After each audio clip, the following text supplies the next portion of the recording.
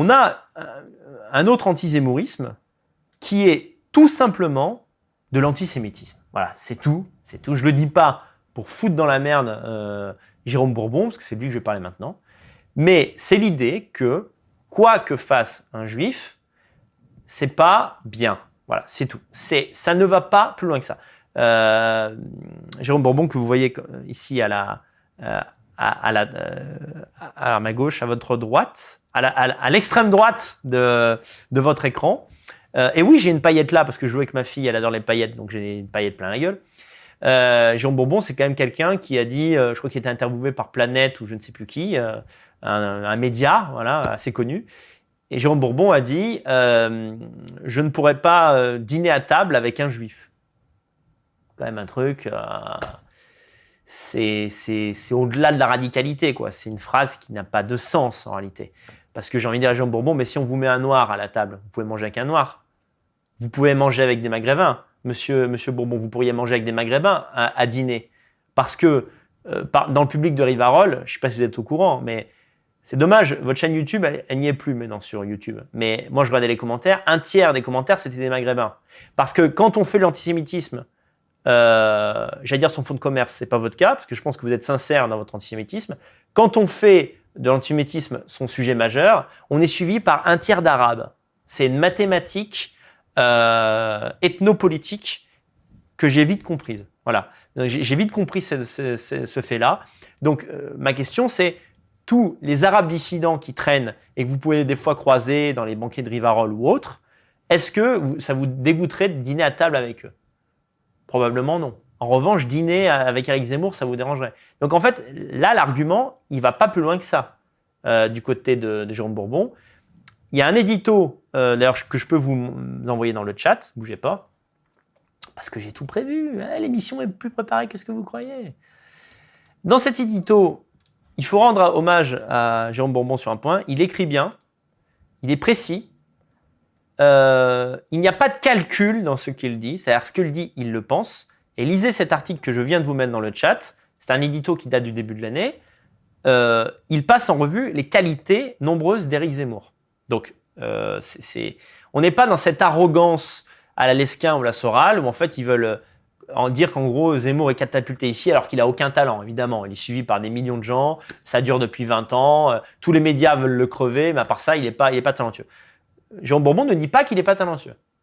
Il dit, parce qu'il est juif, il est probablement fourbe comme Nicolas Sarkozy. C'est ça, sa ligne. Donc là, je vous lis par exemple la fin de l'édito, comme ça, vous attendiez peut-être à du clash en voyant cette vignette-là. En réalité, c'est une description, en fait, c'est une présentation des avis de la vieille dissidence plutôt sur Zemmour et pourquoi sont-ils anti-Zemmour. Parce que voir ça permet de se rendre compte à quel point justement nous sommes en décalage maintenant avec cette mouvance qui a volontairement décidé de ne plus avoir de prise sur la réalité, dont le but est simplement de créer un feuilleton parallèle au sein duquel ils sont les héros. Vous savez, c'est les livres dont nous sommes les héros. Donc, ils écrivent, à travers leurs éditos, leurs chroniques, des livres dont ils sont le héros, qui ne feront avancer en rien le schmilblick, qui n'aideront en rien les Français qui souffrent et qui sont au contact de l'immigration, mais eux ont l'impression vraiment de dominer le game, comme on dit dans le jargon. Alors, regardez la fin de cet édito. Voilà. Reste à savoir, et c'est le plus important, qui est à l'origine de l'opération Zemmour et quelle en est la finalité? Une telle médiatisation du publiciste ne doit rien au hasard. Ben oui, ça doit rien au hasard, ça doit à son talent. Si t'es pas talentueux, ça marcherait pas. Quand quelque chose est mis en avant, mais que c'est de la merde, ça marche pas. C'est comme les mauvais films. Les mauvais films, quand tu fais un mauvais film, eh bien, s'il y a beaucoup de publicité, le film va quand même avoir du succès, mais au bout d'une semaine ou deux, eh bien, le bouche à oreille va être négatif et donc le film ne va pas marcher parce qu'il est nul. Voilà. Donc la plupart du temps, c'est le cas, et en particulier pour tout ce qui est des chroniques politiques. C'est la raison pour laquelle, même si les gens n'ont pas voté Jean-Marie Le Pen suffisamment pour qu'il soit élu, il a eu un succès d'audience qui s'est traduit ensuite par un succès électoral parce qu'il était bon. Voilà. Parce qu'il était bon. OK. Donc c'est tout. Il faut arrêter avec ce complotisme. Une telle médiatisation du publicisme ne doit rien au hasard. Il ne fait pas de doute que des réseaux sont à l'œuvre, évidemment des réseaux juifs selon lui, sont à l'œuvre pour séduire et neutraliser la droite nationale et nationaliste en France. J'aimerais bien savoir laquelle, parce qu'à ma connaissance, Rivarol, comme Alain Soral, comme Henri de Lesquen ne sont pas sérieusement candidats. Vous voyez, c'est ça que je leur reproche. Zeller nous dit dans le chat, la droite du 19e siècle, c'est exactement ça. Si Henri de Lesquen, avec son parti national libéral, Alain Soral ou Jérôme Bourbon avaient un vrai parti, d'accord, qu'ils cherchaient vraiment à se présenter aux élections, je comprendrais cette critique. Je dirais, ok, Zemmour vous fait de l'ombre, alors que selon vous, vous êtes la vraie droite nationale. Or, vous n'avez pas de proposition politique. Et j'en parlerai plus tard, vous n'avez pas de proposition métapolitique non plus, en réalité.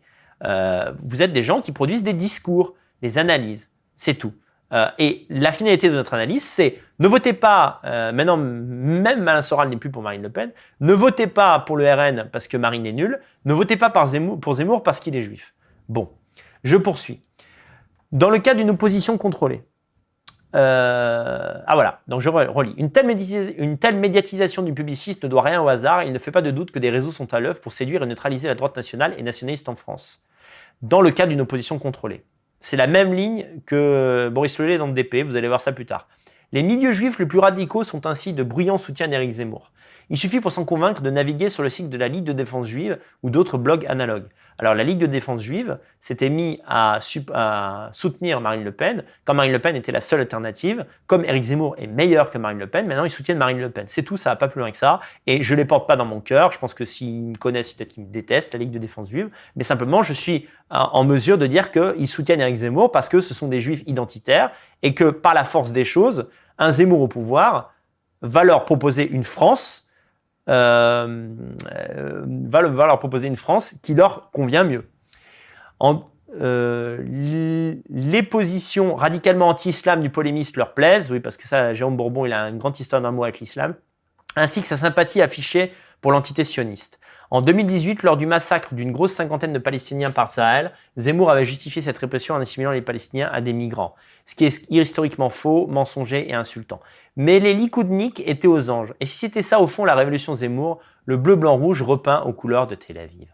Toujours les mêmes histoires. On ne peut pas faire confiance à Zemmour parce que dans le conflit israélo-palestinien, il est pour Israël. Mais Jérôme, on s'en bat les couilles de la Palestine. Faut vraiment que vous compreniez ça. On s'en fout. On s'en fout. Israël, maintenant, existe quasiment depuis 100 ans. C'est terminé. Ils l'ont, ce pays. Il faut arrêter ces conneries. Dans ce cas, on a qu'à remonter avant la Palestine. C'était à nous. Donc, dans ce cas, c'est même pas les Juifs qui n'ont rien à faire là. C'est même pas les musulmans. En fait, c'est tout le monde sauf nous. Jusqu'où on remonte? C'est pas notre problème. Et pourquoi soutenir les musulmans plutôt que les Juifs? C'est pas notre question. Ce logiciel, il a 15 ans de retard. Il faut arrêter avec ces conneries-là.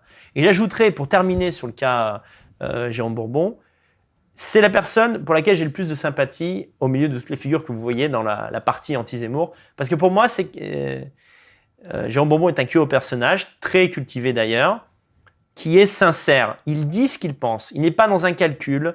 Il n'est pas dans la jalousie vis-à-vis de telle ou telle personne. Quand il a raison, il a raison. Quand il se trompe de bonne foi. Et chaque fois que Jérôme Bourbon nous parle de l'islam, je mesure à quel point Jérôme Bourbon ne connaît rien à l'islam. Jérôme, vous êtes bien né, je pense, et vous n'avez jamais fréquenté l'islam vrai. Vous croyez, comme Alain Soral d'ailleurs, duquel vous vous êtes éloigné parce que vous ne supportez pas les mœurs d'Alain Soral, et en cela je vous comprends, mais fondamentalement vous restez soralien, si je peux dire, dans l'idée qu'il peut exister un front de la foi. Sous-entendu que vous, en tant que catholique, et vous êtes vraiment un catholique, vous êtes plus proche d'un musulman que d'un bobo. Vous vous trompez. Il y a en réalité des valeurs européennes qui sont dans le cœur des Européens, que cela soit de gauche, de droite, je dirais, et surtout qu'ils soient catholiques ou non. Et ces valeurs européennes sont diamétralement opposées aux valeurs orientales. Je peux vous le dire parce que moi, des Arabes, j'en ai fréquenté. Et on ne peut pas faire confiance à ces gens-là. Donc, vous êtes quand même une personne qu'humainement j'apprécie, mais vous avez dit un nombre de conneries quand même qui laisse pantois. C'est-à-dire que Jérôme Bourbon, c'est quelqu'un qui a dit que les attentats du Bataclan n'avaient pas pu être commis par des musulmans parce que ce sont des gens qui ont trop de valeur. C'est forcément louche. Donc en fait, il est sur la ligne complotiste de Soral là-dessus. C'est pas l'islam. L'islam, c'est trop pur. Ça doit forcément être les sionistes ou quelqu'un qui a rien compris à l'islam. Non! Non, Jérôme! Marre de ces histoires à la con, nous dit Jack Martin. Joli pseudo au passage. Marre de ces histoires. Et je vais vous donner un autre argument parce que, si vous voulez, quand on ne vit pas dans une tour dorée, on sait que le vivre ensemble avec des orientaux, c'est des sales regards, des agressions gratuites, des viols quand on est des femmes ou des attouchements, de la violence et des attentats. Tout ça, on le sait, je l'ai déjà dit 1000 fois. Mais je vais donner un autre argument. Et ça, Jérôme, je pense que vous ne le savez pas parce qu'en fait, des Maghrébins du quotidien, je dirais, vous n'en fréquentez pas. Et moi, quand j'étais à Grenoble, dans mon enfance, j'en ai fréquenté. Ces gens ne respectent aucune loi. Ils sont anticonformistes par principe. Qu'est-ce que ça veut dire? Ça veut dire que vous ne pouvez pas faire société avec ces gens-là. Même ceux qui ne sont pas des islamistes. D'accord? On ne peut pas, en tant qu'Européens, faire société avec des Maghrébins massivement, évidemment. Si en France, il y avait 70 millions de Français européens et 50 000 ou je sais pas, même 500 000 musulmans, on ne le sentirait pas passer. Mais là, on parle de plusieurs millions. On ne peut pas vivre ces gens-là parce que même les plus intelligents ont un esprit anticonformiste. Anticonformiste, c'est presque trop amélioratif comme adjectif. Ils ne respectent pas la loi. Ils aiment faire chier et faire le contraire de ce qui est autorisé. Et je le sais parce que j'en ai rencontré et même des intelligents, des très intelligents. Dès qu'ils peuvent faire une combine, ils le font. D'accord? Et c'est quoi être civilisé quand on dit civilisé? C'est que les lois sont respectées. Les lois, je dirais, fondamentales. On ne vole pas. On ne passe pas avant les autres dans la caisse du supermarché. On paye ses impôts. Voilà. C'est vrai que c'est tentant en France de ne pas les payer vu l'état du pays, à quoi servent nos impôts. Mais vous voyez ce que je veux dire? Pourquoi moi je suis le contraire d'un anarchiste? Moi je suis pour l'état de droit. Je suis pour être dans une société que les gens ont envie de respecter et qu'ils respectent. Parce que si vous ne respectez pas le contrat social, c'est quoi le contrat social? C'est aussi respecter les lois. Eh bien en fait, c'est l'anarchie. Donc moi, je sais que on sort un peu du sujet, mais c'est parce que c'est un argument que j'ai jamais donné. Mettons de côté la violence et les trucs horribles comme Nice, Bataclan, Charlie Hebdo. Ils ne respectent pas les lois, mais même les lois petites. Vous leur mettez une limitation de vitesse à 90, ils iront à 110. Vous leur mettez 130, ils iront à 150. Vous leur dites qu'il y a un couvre-feu à 22h, ils seront dehors à 22h30. Ils sont comme ça. Et la seule façon d'empêcher ça, c'est un pouvoir fort comme ils ont chez eux. C'est-à-dire les nationalismes arabes à la Saddam Hussein ou à Kadhafi, ou les intégristes religieux, où à un moment donné, tu as le chef, comme à l'époque tribale, c'est-à-dire en fait il y a 2000 ans, où en fait, qui était le chef de la tribu européenne? Celui qui te cassait la gueule le plus fort. Voilà, donc c'était lui le plus fort, et puis le jour où un mec lui pétait la gueule, comme dans la série Viking, bon ça c'est vrai, ça se passait comme ça. C'est comme les tribus gauloises, c'est-à-dire le mec en fait qui cassait le mieux la gueule, c'était le chef de tribu. Et ben c'est comme ça chez eux. Qui fait la loi? Le plus fort physiquement et celui est le plus cruel. Voilà. Donc ils ne comprennent que ça. Quand ils sont dans des sociétés démocrates et libérales, ils font n'importe quoi. Voilà. Donc ça, Jérôme, quand je vous vois dire du bien des musulmans en parlant des valeurs de l'islam, des valeurs arabes, je sais pertinemment que vous n'en connaissez aucun. Parce que les seuls que vous connaissez, c'est des espèces de, je vais citer un que je connais, Hassen Occident, en tout cas Hassen Occident n'est pas du tout sur votre ligne, des Hassen pro-Rivarol. C'est des mecs qui suivent la dissidence, ce que j'appelle les arabes à lunettes. J'allais dire des Ahmed Moualek. Mais on voit que même des Ahmed Moualek aujourd'hui pètent les plombs et se retrouvent en prison pour appel au meurtre face aux juifs. Donc même un mec comme Ahmed Moualek. Et c'est fou parce que moi-même je m'y fais prendre. À qui je dirais pas que j'aurais donné le bon Dieu sans confession. Moi, je ne craignais pas d'être en présence d'Ahmed Moualek en 2012.